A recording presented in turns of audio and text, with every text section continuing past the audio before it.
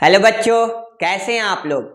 मैं शान अख्तर आप सभी के सामने हाजिर हूं अध्ययन क्लासेस के यूट्यूब चैनल विज्ञानम से। जी हाँ बच्चों, जैसा कि आप लोगों को मालूम है, अध्ययन क्लासेस की नई पहल विज्ञानम, जिसमें आप लोगों को मिलता है 11-12 विज्ञान संकाय की संपूर्ण जानकारी।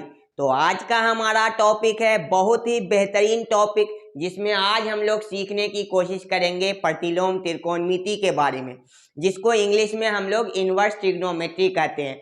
तो ये एक बहुत ही अच्छा टॉपिक, समझने वाला टॉपिक है, कॉन्सेप्चुअल टॉपिक है, मगर आपको हर काम को करने से पहले कुछ चीज़ों की जानकारी मालूम होनी चाहिए, कुछ रूल और कुछ नियम आपको पता होना चाहिए। तो मैं आपको प्रतिलोम त्रिकोणमिति सिखाने की कोशिश करूंगा, जिसके लिए आपको त्रिकोणमिति की जानकारी, जो आपको बेसिक नॉलेज जो त्रिकोणमिति का आप कह लो, वो होना ज़रूरी है। तो चलते हैं हम लोग अपने टॉपिक की तरफ। तो हमारा टॉपिक का नाम, या आप कह लो हमारे चैप्टर का नाम है इनवर्स ट्रिग्नोमेट्री, जिसको हम लोग हिंदी में प्रतिलोम त्रिकोणमिति के नाम से जानते हैं। तो इनवर्स ट्रिग्नोमेट्री को समझने के लिए आपको त्रिकोणमिति को समझना जरूरी है। तो मैं आपके सामने ला रहा हूं नए स्लाइड पे।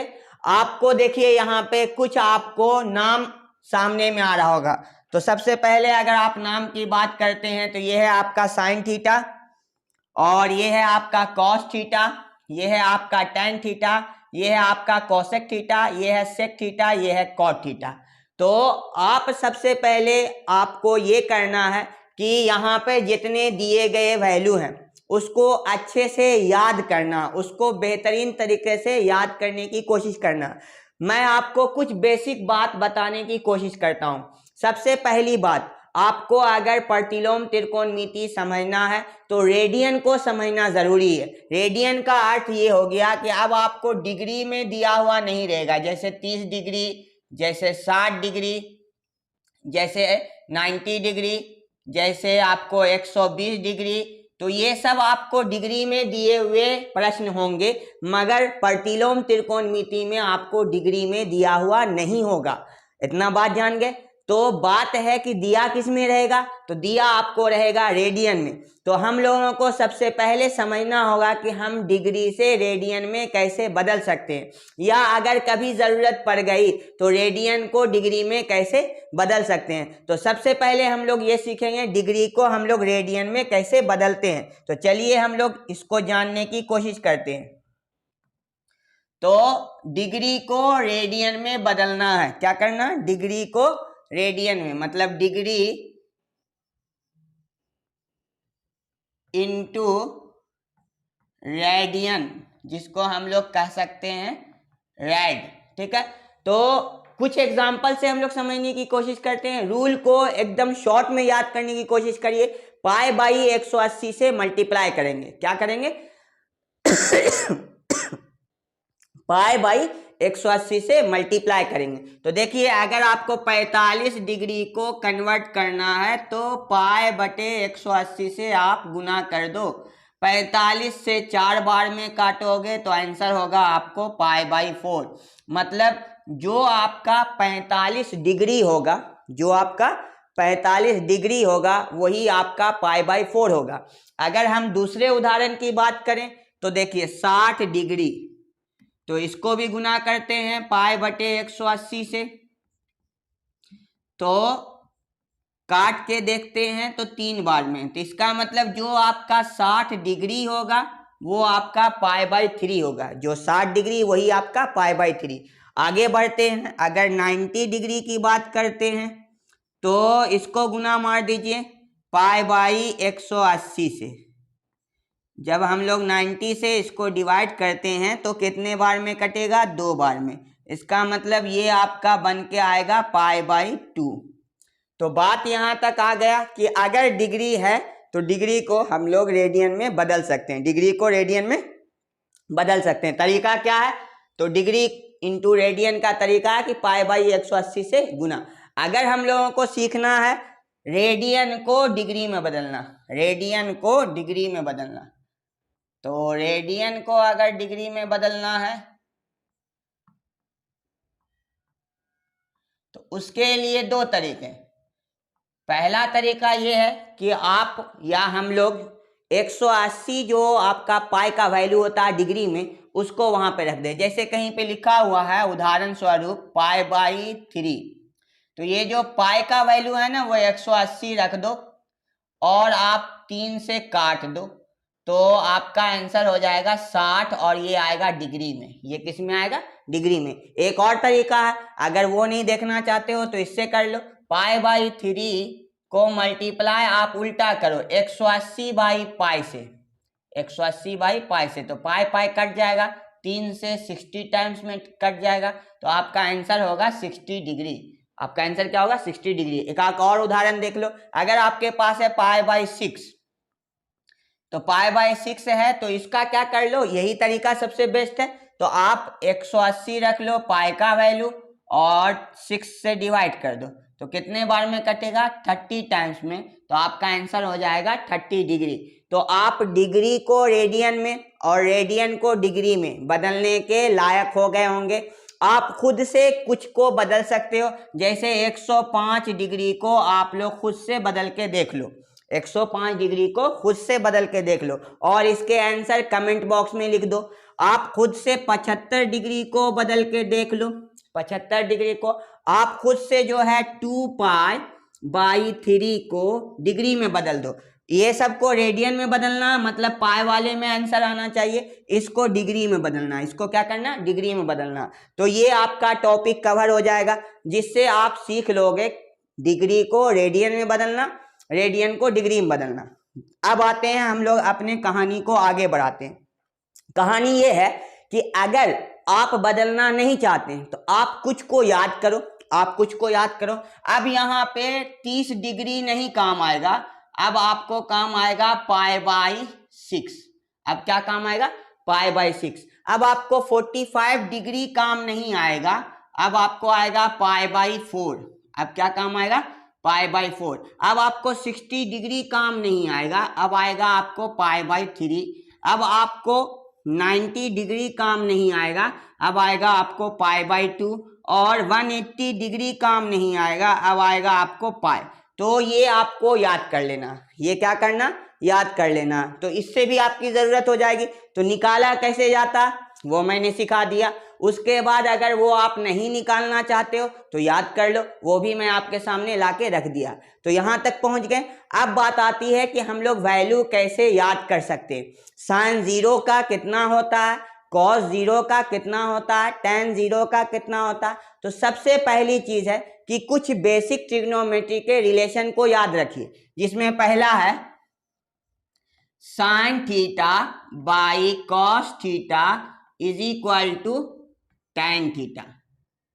Sign theta by cos theta equal to tan theta, ये रिलेशन आपको याद रखना। दूसरा रिलेशन याद करना है कि सेक थीटा आपको अगर फाइंड आउट करना है तो 1 by cos theta, 1 by cos theta. अच्छा, यहाँ पे जो है आपके सामने थीटा, अल्फा, बीटा, ईटा, बस बीटा, ये सब कुछ भी हो सकता है, ठीक है ना। यहाँ पे आप कुछ भी रख सकते हो थीटा के बारे में, मतलब कप्पा भी रख सकते हो, साई भी रख सकते हो, फाई भी रख सकते हो। तो जो भी आपके सामने है एनी एंगल वहां पे आ सकता है। ये थीटा क्या है? एंगल है। तो 1 डिग्री भी हो सकता है, 2 डिग्री भी हो सकता है, 3 डिग्री भी हो सकता है, 0.5 डिग्री भी हो सकता है, कुछ भी हो सकता है। तो इसीलिए इसमें परेशानी होना, जो यहाँ होगा वही यहाँ होगा, तभी आपका tan उतना होगा। मतलब आप ये कह सकते हो कि अगर आप sine 30 degree divided by cos 30 degree equal to लिख सकते हो tan 30 डिग्री। बात यहां तक जान लिए कि tan में आप 30 डिग्री लिख सकते हो। जब यहाँ 30 यहाँ 30, तो वहां भी आप 30 डिग्री लिख सकते हो। तो इतना होने के बाद रिलेशन इतना जान लिए। एक और रिलेशन आपको याद करना है, वो है cosec theta is equal to 1 by sine theta.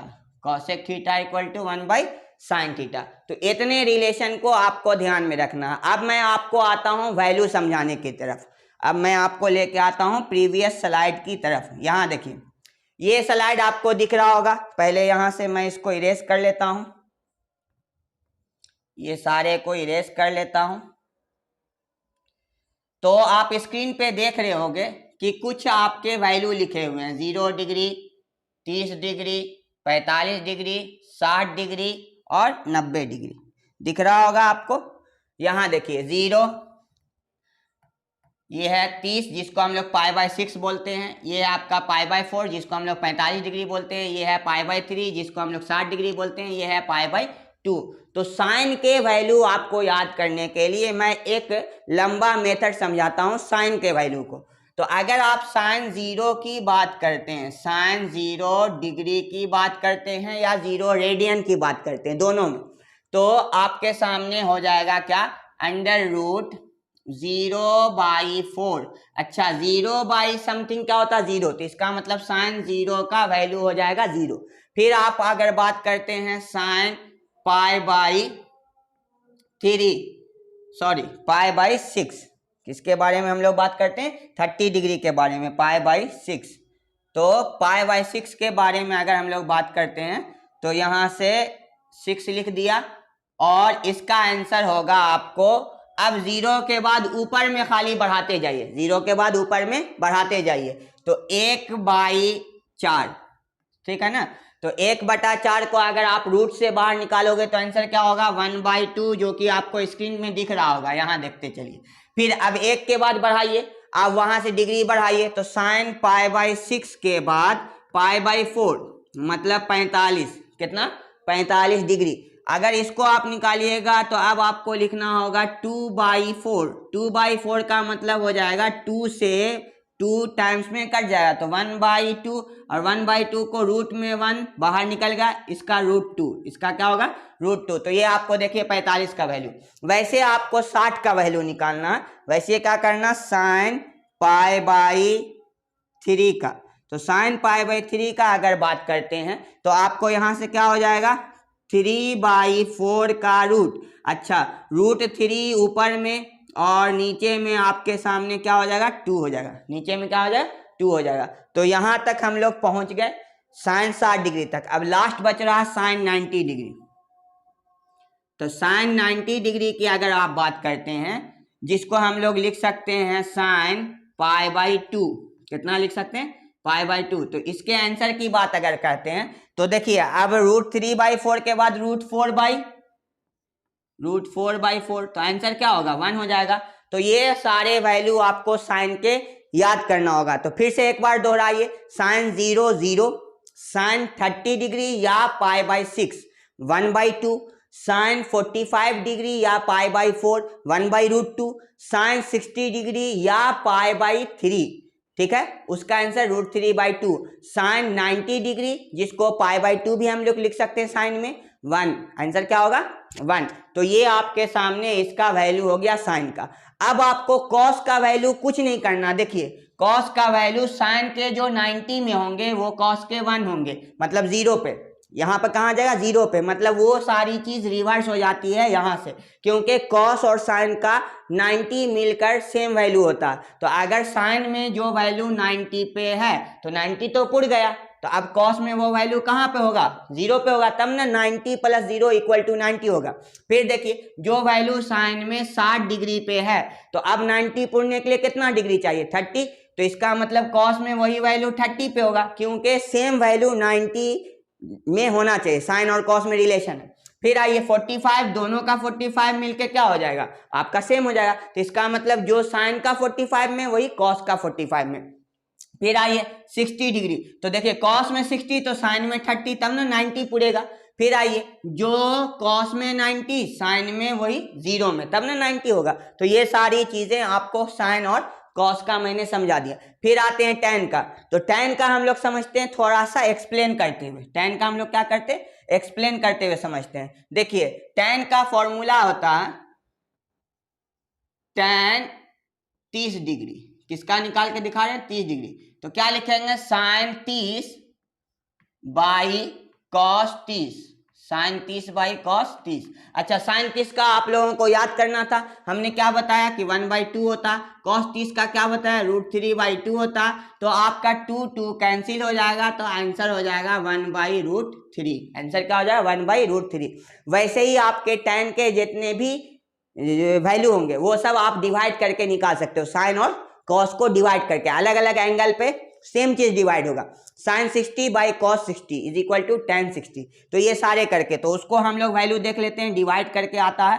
तो देखिए यहाँ से 0 का, तो ये 0 ऊपर में और ये 1 नीचे में, डिवाइड कर दीजिए। 0 बाई 1 क्या होता है 0, इन दोनों को डिवाइड करिएगा तो आपका क्या हो जाएगा, 2 से 2 कट जाएगा, तो आंसर क्या आएगा 1/√3।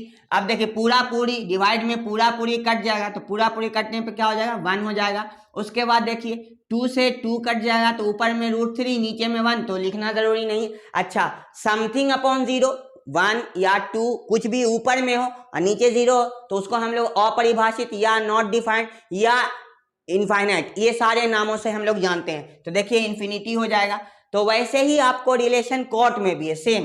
तो tan का रिलेशन कॉट से, tan का रिलेशन कॉट से, तो जो वैल्यू 90 पे आएगा वो यहाँ 0 पे आएगा, जो वैल्यू आपका 60 पे आएगा tan में वो यहाँ 30 पे आएगा, क्योंकि 90 पूर्णना चाहिए। फिर यहाँ पे 45 में 1 हो जाएगा, फिर आपको यहाँ पे 1/√3, इसका यहाँ से 30 डिग्री पे, क्योंकि ये दोनों मिलके 90 पूर्णना चाहिए।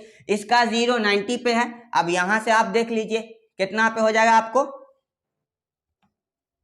तो यहाँ से आपका जो है वो 0 यहाँ पे और यहाँ पे आपको tan का यहाँ 0, तो ये दोनों मिलके भी 90। तो ये सारी चीजें जो है आपके सामने मैंने रख दिया। अच्छा, कॉसेक और सेक का रिलेशन क्या है? अगर कॉसेक की बात करिएगा तो साइन को रिवर्स करिएगा, तो cosec is equal to 1/sin। यहां से मैं आपको समझा रहा हूं, एक ठो बड़ा करके समझा रहा हूं। तो देखिए कॉसेक की अगर आप बात करते हैं, कॉसेक 0 डिग्री, तो 1/sin 0, और साइन 0 का आपको पता है कि आपका 0 होता है, 1/0 इक्वल टू इनफाइनाइट होता है। इसका मतलब है कि साइन को आप रिवर्स करते चलोगे, आपका आंसर मिलते चलेगा। तो फिर से अपने स्लाइड को पीछे करते हैं और देखते हैं हम लोग। यहाँ देखिए ये 2 है ना, ऊपर कर दीजिए तो मिल गया, √2 को ऊपर कर दीजिए मिल गया, और ये 2 ऊपर हो जाएगा, √3 आपका नीचे हो जाएगा। देख रहे हैं उलट के। अच्छा, 1 को उल्टेंगे तो 1/1 1 ही होता, तो इसका मतलब आपका आंसर 1 हो गया। और सेक का वैल्यू यहाँ देख लीजिए, रिटर्न करके आप फिर से, तो इन दोनों में जो 90 पे वो यहाँ मिल जाएगा, जो आपका 60 पे वो यहाँ मिल जाएगा, जो आपका जो है यहाँ पे 45 पे वो इसके में भी 45 पे, जो आपका यहाँ 30 पे वो इसके में 30 पे, सॉरी इसके में 30 पे तो इसमें 60 पे, मतलब दोनों में रिलेशन है, दोनों में क्या रिलेशन है। तो ये सारी चीजों को मैंने एक्सप्लेन किया।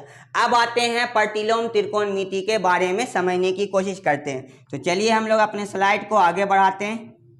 तो यहाँ देखिए, जब हम लोग जानते हैं कि साइन x बराबर y है, तो ये आपका त्रिकोणमितीय फलन हो गया। कौन सा फलन हो गया? त्रिकोणमितीय फलन। अच्छा, टोटल त्रिकोणमितीय फलन 6 ठो है, हम यहाँ पे लिख रहे हैं। साइन है, और आपको पता भी है कॉस है, टैन है, कॉट है, सेक है और कॉसेक है। टोटल कितने हैं? 6 ठो है आपके सामने। तो अगर साइन x बराबर y है, जस्ट एग्जांपल अगर आप लोग देखते हो, जैसे साइन π/3।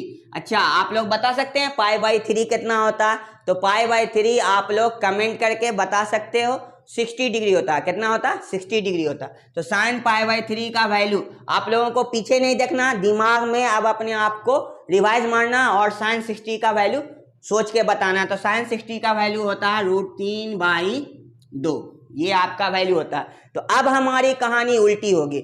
जैसे यहाँ पे इस तरह के हम लोग इसको बोलेंगे त्रिकोणमितीय फलन, तो अब मेरा यहाँ पे इन्वर्स आएगा। इन्वर्स कैसे आएगा?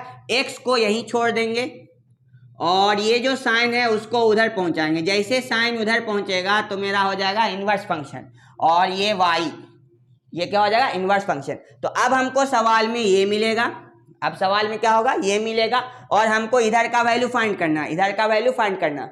आप इन्वर्स ट्रिग्नोमेट्री को त्रिकोणमिति के अनुसार भी बना सकते हो, मतलब पीछे पलट के आप त्रिकोणमिति में आके भी बना सकते हो, मगर वो बेहतर तरीका नहीं है। बेहतर तरीका आपको ये।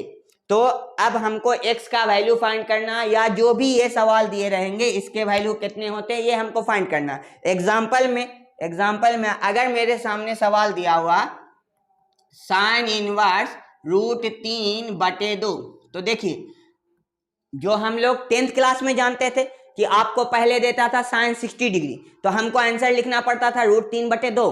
अब उल्टा देगा, अब क्या देगा, उल्टा। इसको हम लोग प्रिंसिपल वैल्यू कहेंगे। तो प्रिंसिपल वैल्यू अगर निकालने की बात होगी तो अब इस तरह के सवाल होंगे। तो आप अपने दिमाग में ये राउंड लगाओ कि √3/2, √3/2 ये किसका वैल्यू होता है, मतलब कितने रेडियन में, साइन में ये वैल्यू होता। तो आपको बताया है कि याद करना, ये 60 डिग्री का होता और रेडियन में π/3 होता। इसका मतलब है इसका आंसर हो जाएगा π/3। आंसर क्या हो जाएगा, π/3। फिर अगर आप बात करते हो कि cos इनवर्स 1, अपने दिमाग में जोर डालिए कि cos कितने डिग्री पे 1 होता है। तो आपको मालूम होगा, नहीं तो अभी याद नहीं हुआ तो फिर से रिवाइज करिएगा, याद होगा। cos 0 डिग्री पर आपका 1 होता है, इसका मतलब इसका आंसर हो जाएगा 0। अगर आप बात करते हैं, कहीं पर लिखा हुआ cos इनवर्स 0, तो आप याद करो cos 0 कितने डिग्री पे होता, तो 90 पे। कितने पे होता, 90 पे। साइन 0 0 पे और cos 90 पे। तो इसका मतलब इसका आंसर हो जाएगा π/2। तो आज इस वीडियो के माध्यम से मैंने आपको बेसिक त्रिकोणमिति के जानकारी से लेते हुए इनवर्स ट्रिग्नोमेट्री के जानकारी तक लेके गया हूं, ठीक है। अब बात रही कि आप कुछ सवालों को बना सकते हैं। आज हम लोग माइनस पे विचार नहीं करेंगे, माइनस वाले सवाल जो आपको अगले क्लास में होगा, जैसे साइन इनवर्स -√3/2 होगा तो क्या आंसर होगा, ये हम लोग नेक्स्ट क्लास में करेंगे। तो आज आप लोग कमेंट करके बता सकते हो कि ये सब का आंसर क्या होगा। जैसे tan इनवर्स 1, इसका आंसर। उसके बाद सेक इनवर्स √2, उसके बाद कॉट इनवर्स 1/√3, ये सब का आंसर आप लोग कमेंट करके बता सकते हो। तो जल्द से जल्द आप लोग कमेंट करके बता दीजिए। तब तक के लिए अलविदा।